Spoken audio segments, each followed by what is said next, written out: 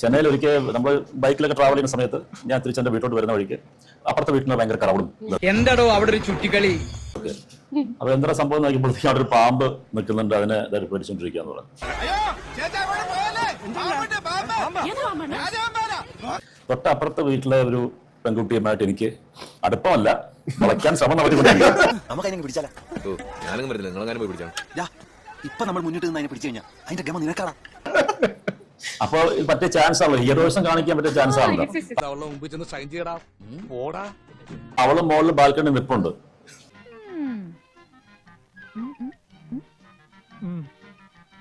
എന്ത് പാമ്പാന്ന് എനിക്ക് അറിയാൻ വയ്യ. ഞാൻ ആൾക്കാരെ മാറ്റിയിട്ട് നേരെ പോയി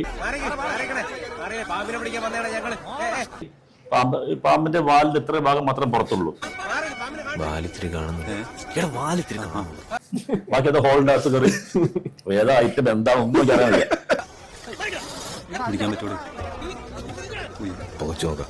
അപ്പൊ ഇത്രയും ആൾക്കാർ മാറി നിൽക്കുകയാണേ. ഞാൻ നേരെ അടുത്ത് പോയി ഇതിനെ തമ്പി പോണ്ടെന്നൊക്കെ പറയുന്നുണ്ട്. ഇറ്റിപ്പൂലുള്ള ഒരു പാമ്പിനെ പിടിക്കാനാണോടാ ഈ അടവ് അഭ്യാസമൊക്കെ?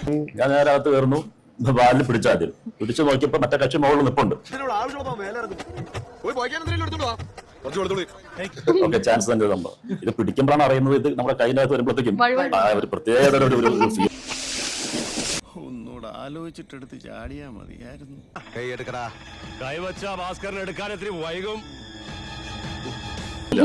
അപ്പൊ പിടിച്ചും പോയി വിടാനും പറ്റത്തില്ല. ഇത്രയും നോക്കി നിൽക്കുക, വലിക്കുന്നു ഈ സാധനം പുറത്തു വരുന്നില്ല. കുറെ വലിക്കുമ്പോ കുറച്ച് പുറത്തു വരും. വന്ന് ഏതാണ്ട് ഇത്രയും ദൂരം പുറത്തു വന്നു. അപ്പോഴും അതിന്റെ തല പുറത്തു വരുന്നത്. ഇങ്ങനെ കിടക്കുക, നീണ്ടു കിടക്കുക. അങ്ങനെ അവസാനം ആകുമ്പോഴത്തേക്ക് വേറെ നിവൃത്തിയില്ല, ഇനി വിട്ടിട്ട് മാറാൻ പറ്റില്ല.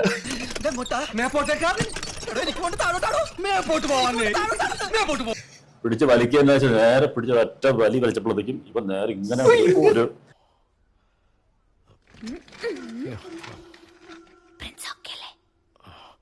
വരവായിരുന്നു. ഭാഗ്യത്തിന് അവിടെ തൊട്ടപ്പുറത്തൊരു തെങ്ങ് നിൽപ്പുണ്ടായിരുന്നു. എന്നാലും അതല്ലല്ലോ, എവിടെയോ വെച്ച കണ്ട പരിചയമുണ്ട്. എവിടെ വെച്ചാണ് പറഞ്ഞോ? എത്ര ആയിട്ടും അങ്ങനെ കിട്ടില്ല. വരുക കറക്കി നേരെ ഈ തെങ്ങില് അടി. അവിടെ ചുരുണ്ടത് കിടന്ന് ആൾക്കാരെല്ലാം ഭയങ്കര